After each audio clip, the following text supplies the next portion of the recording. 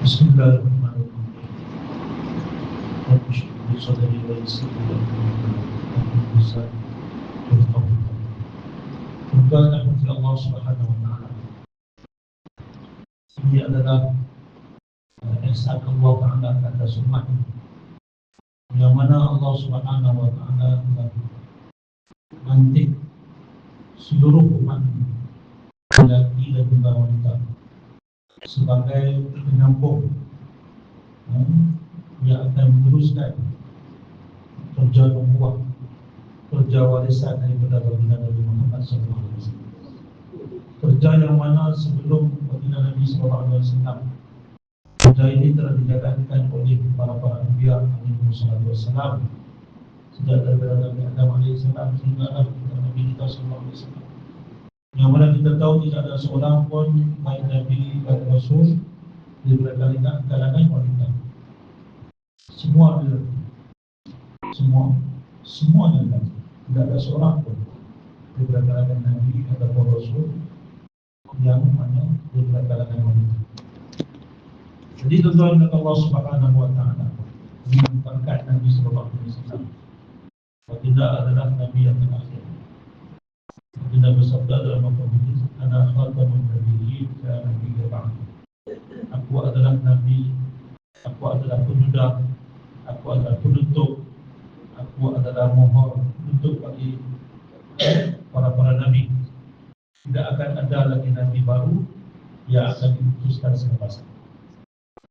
Dan Allah Subhanahu wa taala telah perintahkan baginda Nabi sallallahu alaihi wasallam dalam Al-Quran dengan firman-Nya, "A'udzubillahi minasyaitonir rajim.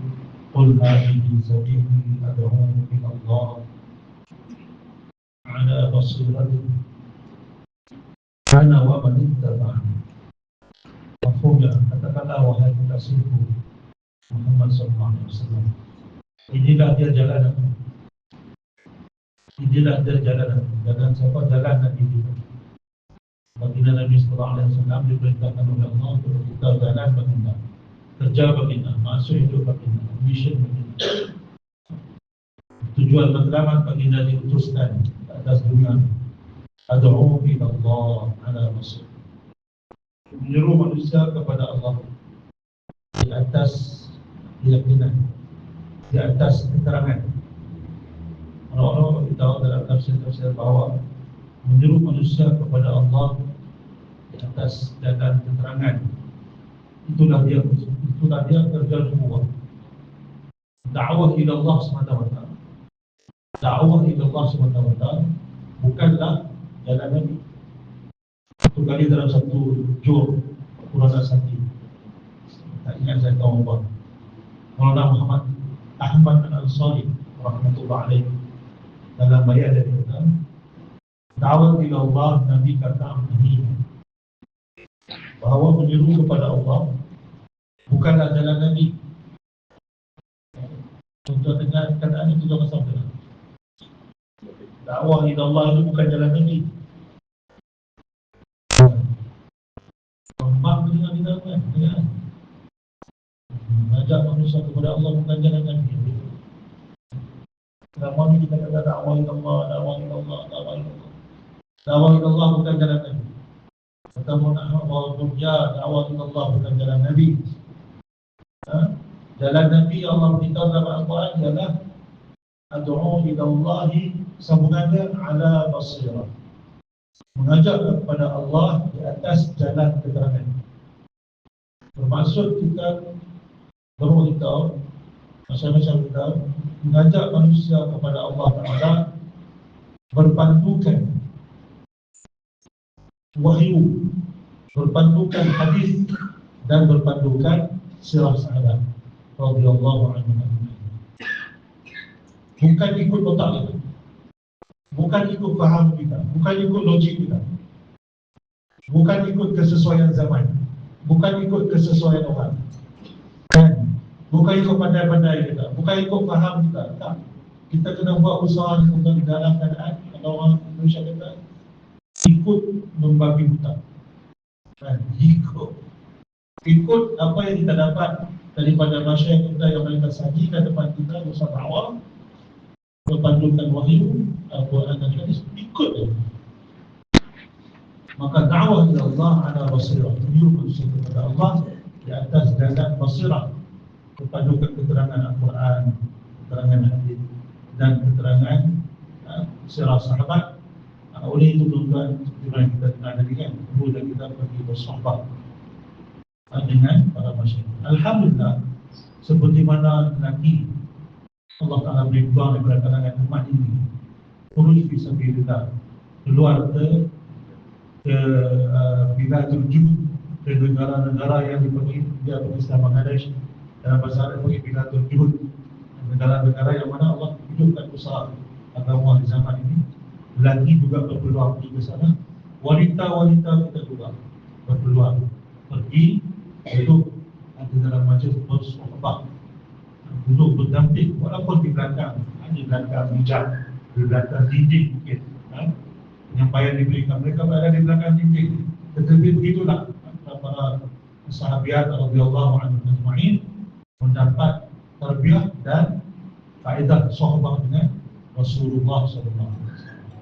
Jadi tuan-tuan kepada Allah Subhanahu wa taala,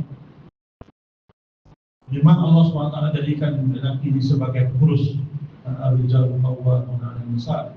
Tetapi tuan-tuan kepada Allah Subhanahu wa taala, hakikatnya adalah pengorbanan yang telah dilakukan oleh wanita, tuan-tuan, jauh lebih meninggalkan lelaki di belakang. Insan atau jiwa pertama yang telah menyanggupkan dirinya untuk terkorban di jalan Allah Subhanahu wa taala untuk maksud agama ni siapa? Itulah wanita. Sayyidatina Sumayyah radhiyallahu anha telah menyanggupkan dirinya untuk menjadi korban pertama untuk agama Allah Subhanahu wa taala. Dan semua nabi-nabi dan rasul, tidak terkecuali seorang pun, kecuali Nabi Allah Adam AS yang mana Allah Ta'ala ciptakan dengan tangan kudratnya, tidak mempunyai ayah, tidak mempunyai ibu. Selain daripada itu, sehinggalah kepada Nabi kita Nabi SAW juga telah melalui satu telah berada di atas seribaan seorang yang berinsan yang bernama ibu. Jadi hasil daripada tarbiyah dan pelayaan dan juga didikan ibu, maka anak tadi terbentuk dalam Allah SWT. Maka tuan-tuan Allah Subhanahu wa taala, begitulah apabila jika seorang wanita dia mempunyai fikir sama macam fikir Rasulullah SAW, sama macam fikir sahabat-sahabat dan sahabat radhiyallahu anhum, sama macam fikir suaminya yang berkorban, bermujahadah dengan Allah Subhanahu wa taala dengan usaha khurujnya, dengan usaha lima amalnya. Walaupun wanita dari segi kurus kekangan, kebebasan dan tuterahan, tetapi fikir sama tentang Allah SWT, maka insya-Allah Taala dia akan memberi impak dan kesan yang baik kepada penumbuh besaran anak tadi. Anak tadi akan membesar dengan membawa fikir yang sama. Satu kali satu orang anak raja yang telah diputuskan untuk menerjui satu bala tentera Islam telah pergi ke medan jihad, dan selama beberapa lama sampai berita katakan tentera Islam yang telah dirajui oleh Putera Mahkota telah kalah dan Putera Mahkota telah mengalihkan diri. Dan berita itu sampai kepada raja, maka raja pun sedih, dan sampai kepada Tuan Maisuri, maknanya ibu dia. Ibu dia pun terus bersedih, tapi dia kata tak mungkin anak aku lagi. Mungkin saja kerajaan tentera Islam kalah, tetapi tak mungkin anak aku lagi daripada medan tempur. Tak mungkin. Datang berita kedua sama juga, jika aku tak percaya anak aku lari meninggalkan medan tempur.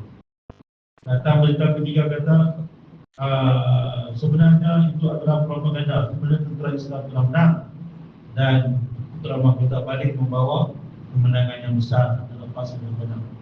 Jadi raja tanya kepada pemaisuri, biasalah kemenangan, kekalahan itu adalah adat peperangan. Kadang kalah, kadang menang. Tetapi aku heran, kenapa kamu tak percaya anak kita lagi daripada medan tempur? Kenapa kamu tak percaya? Dia kata apa? Saya sejak saya mula menyusulkan dia, saya pastikan saya berada dalam keadaan berwuduk, dalam keadaan suci, dalam keadaan baik. Apabila saya sudah boleh ada wuduk, tak pernah saya susukan anak ini tanpa wuduk. Mana mungkin seorang anak yang minum susu seorang ibu yang dalam berwuduk ada perasaan takut dan pengecut dan lahir daripada badan tempur? Ini tentang fikir naluri yang akan pindah daripada seorang ibu masuk dalam anak yang dia susu. Bayangkan kalau dalam fikiran seorang ibu tak ada fikir tu, fikir lain. Ketika dia memasak makanan, ketika dia mandikan anak, ketika dia bagi minum susu, dia buat benda lain. Kan? Kita berada tahu sekarang zaman kan. Maka benda tu lah akan mengalir masuk dalam fikir tu, keinginan itu, jazbah itu, keasyikan itu, mabuk itulah kan. Kalau ibu ni sampai dia menyusukan anak, mabuk dia ialah fikir dia, risau dia, macam mana semua umat di seluruh dunia dapat Islam, dapat selamat daripada neraka Allah, masuk dalam syurga Allah. Sampai dia sediakan, ada satu orang wali Allah, dia kata, isteri dia kata kepada dia, bang, abang ni jadi untuk wali ni kan, abang tahu tak sebab aku, sebab saya. Maka untuk wali dia kata, Masya Allah, yang cantik, yang puasa, yang mujahadah, zikir sepanjang malam, tahajud juga bentak-bentak kakinya. Kau kata sebab kau benar dan dia. Maka isteri kita tak apa, kalau abang tak percaya saya cakap apa. Maka besok tu wali terlepas tahajud. Wali ni tak bangun tahajud. Maka ketika dah masuk waktu lah, maka isteri pun juga suami yang bang, dah subuh lagi, kita tak semayang, kita semayang subuh lah. Innalillah, astagfirullahaladzim, bagus masuk. Betul, abang tak tahajud lagi. Maka suami dia kata, aku dah bangun tapi mata aku rasa berat. Berat tak pernah kuasa berat macam tu.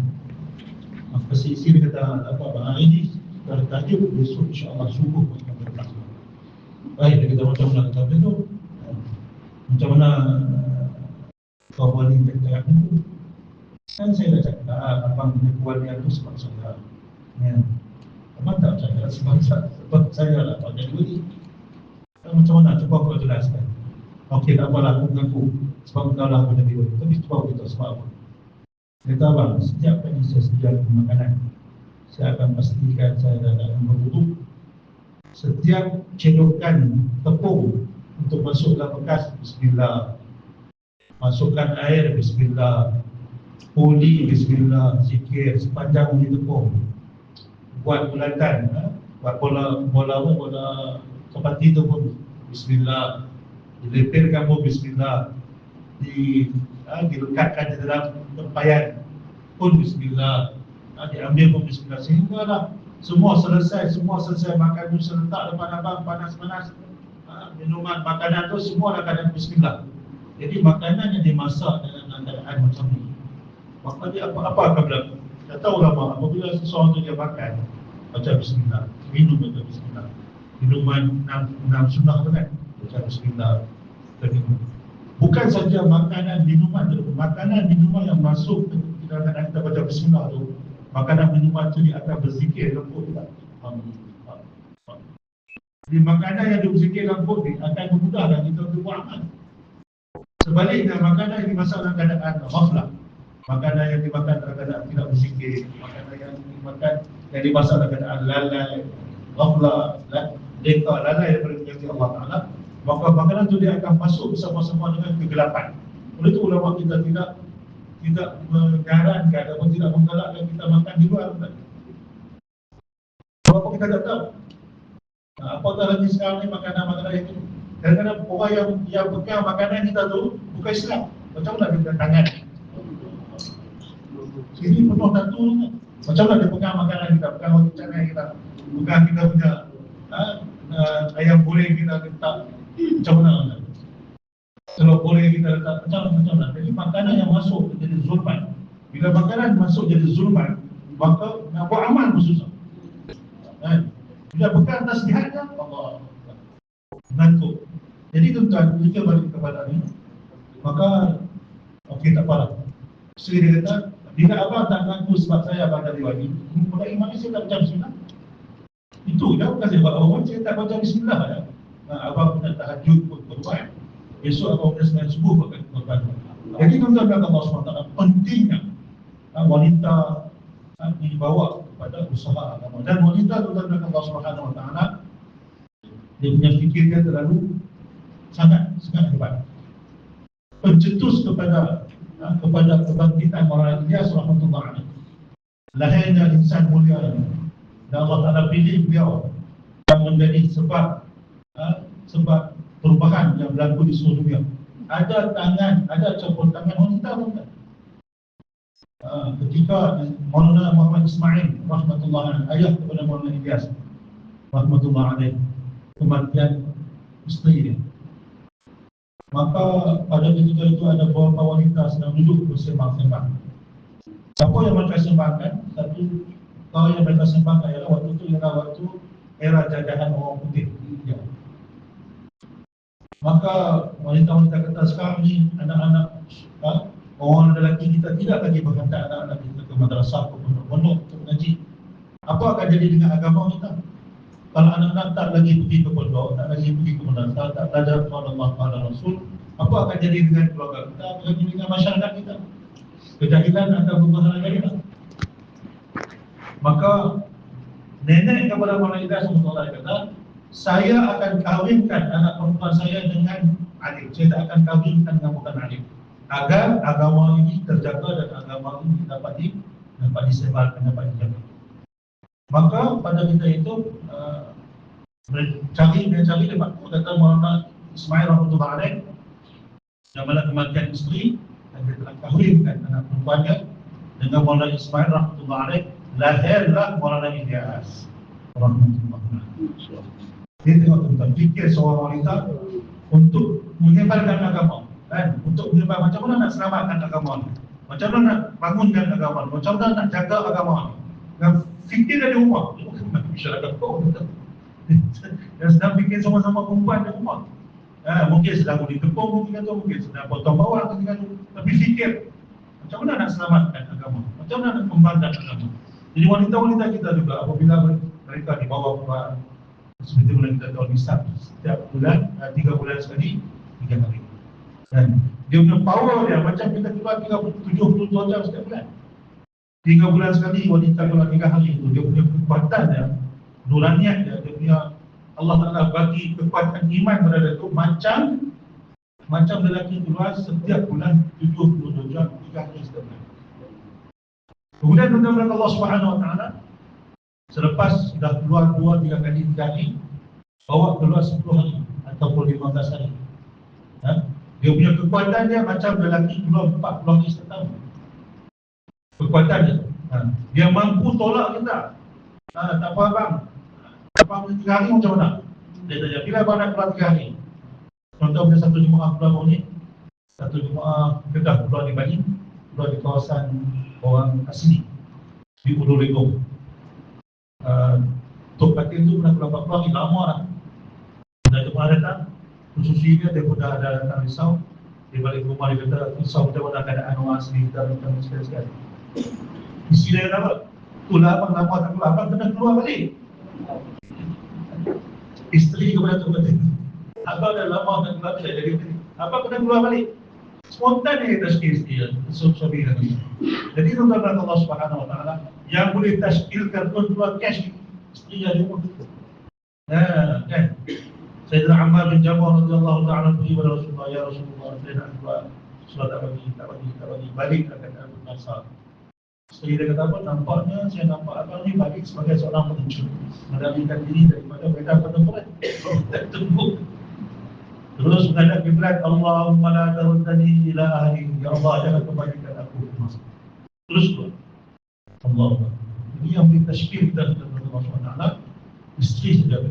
Bila isteri ada fikir, ada risau bahawa suami saya sedang buat usaha Nabi SAW. Dalam Maulana Ilyas SWT dengan daripada ulama. Kadang-kadang 6 bulan berlalu dia tak balik ke rumah. Walhal rumah dengan Nizamuddin tu dengan Mazharuddin tu hanya dipisahkan oleh dinding. Langkah masuk dalam pintu rumah itu. Kadang-kadang 6 bulan tak. Sampai satu masa isteri Mona Lisa sebetulnya anak iaitu ibu kepada Mona Lisa sebetulnya sakit tenat. Berita itu telah tersebar keluar sampai ke beberapa ulama-ulama. Ulama-ulama telah tegur Mona Lisa. Inilah sejarah negara isteri. Kamu sakit. Mona Lisa betul-betul memang sejarah tapi boleh tak siapa-siapa berkata, adakah dia ingin saya menziarahikan ataupun apa kehendak? Kita jawab. Maka bila ditanya dapat tahu isteri kita, jangan bagi dia ziarah. Suami saya sedang sibuk buat satu benda yang besar. Kalau dia datang ziarah saya, maka akan menjejaskan kesibukan. Biarkan dia terus sibuk dalam usaha agama Allah SWT. Maka wanita-wanita yang ada fikir, ada risau, tahu tentang misi usaha agama Allah SWT, kata dia akan sanggup mengorbankan kemewahannya demi untuk sempurnakan takaza agama Allah. Oleh itu tuan sangat penting kita bawa isteri kita dengan tunjukkan, dia rayuan, doa. Kalau untuk kita tashkil seseorang di kampung kita punya berkilo-kilo air mata kita, maknanya banyak air mata kita alirkan, maka kita kena alirkan air mata sebanyak itu juga untuk tashkil rumah kita, isteri kita, kedua ke dalam Allah SWT. 10 hari dan 15 hari. Jadi bila ada wanita keluar 10 hari taklim masturat keluar daripada kita punya mahalah kita ataupun halqah kita, maka kita akan dapat sempurnakan satu keperluan besar masturat, iaitulah taklim mingguan tersebut. Di mahalah kita ataupun di halqah kita, kalau ada di mahalah kita satu jemaah 5 orang, 5 pasang keluar masturat 10 hari, 15 hari. Mereka balik, mereka sudah boleh mohon taklim masturat mingguan di mahalah. Ya. Begitu juga tuan-tuan Allah Subhanahu Wa Taala, selepas keluar 10 hari, 15 hari, tiba masa untuk 40 hari, masyarakat kita beritahu masturat yang 40 hari kalau boleh usahakan 40 hari yang pertama dalam hidup mereka di Afghanistan, Bangladesh. 40 hari kali pertama dalam hidup mereka keluar di Afghanistan, Bangladesh. Bila mereka balik, tuan-tuan Allah Subhanahu Wa Taala semua mereka dah ada lesen. Bila ada taqaza tunjukkan jemaah keluar negara jauh, negara jalan sebagainya, maka mereka boleh sambut taqaza tersebut. Jadi tafakkur masturat memanglah sangat halus, tetapi pun begitu ada kelonggaran daripada masyarakat. Sebab apa? Jemaah masturat untuk negara-negara jauh ini dia tak selalu dapat begitu. Dan dia tak sedar wanita-wanita memiliki kekangan yang bermacam-macam. Kita setiap tahun ke pulau itu kita dapat sikit cuti kita boleh keluar, tapi wanita tidak ada anak lagi, tidak ada itu lagi, macam-macam lagi. Jadi tuan-tuan Allah Subhanahu Wa Taala, jadi di antara tuan-tuan yang di tempatan mereka ada lebih kurang 5 orang, 4 orang, 5 orang yang menyebutkan 10 hari, boleh mohon untuk taklim masturat. Ya. Paling baiknya 1-2 orang yang saya kenal, 1-2 orang yang keluar 40 hari masturat di satu mahalah. Ada beberapa orang keluar 10 hari dan beberapa orang 3 hari lebih kurang. Gabungannya ada 5 orang. Mereka boleh mengendalikan taklim masturat di tempatan mereka, maka kita boleh buka. Dan oleh kerana kita sekarang positif, mungkin untuk satu mahalah susah, mungkin kita boleh combine satu halqah, satu bandar untuk mohon taklim masturat. Jadi taklim masturat untuk Allah Subhanahu Wa Taala adalah untuk maintain semangat agama, fikiran agama, kerisauan agama di dalam diri wanita seperti perhimpunan malam 10 jari baginda. Benda yang sama juga dengan taklim di rumah. Kisah Sayyidina Ammar bin Jamuh dengan dia tak dapat taklim masturat sama juga. Tapi apa perbezaan dengan di rumah dengan di tempat taklim masturat? Bezanya ialah pengorbanan. Korban tinggalkan anak, tinggalkan masak, tinggalkan rutin harian di rumah. Kawan baik datang, kata tempat tunggu sekat di rumah. Mak ayah nak datang ziarah, suruh tunggu sekat di rumah. Korban 1 jam, 1 jam setengah. Datang ke taklim masturat, duduk dengar. Jadi duduk dengan pengorbanan, tak semua dengan tanpa pengorbanan. Oleh itu tuan-tuan Allah SWT, kita usahakan insyaAllah So, ada antara keluarga sendiri yang ada minta untuk takdir bersurat mingguan? Ada tak?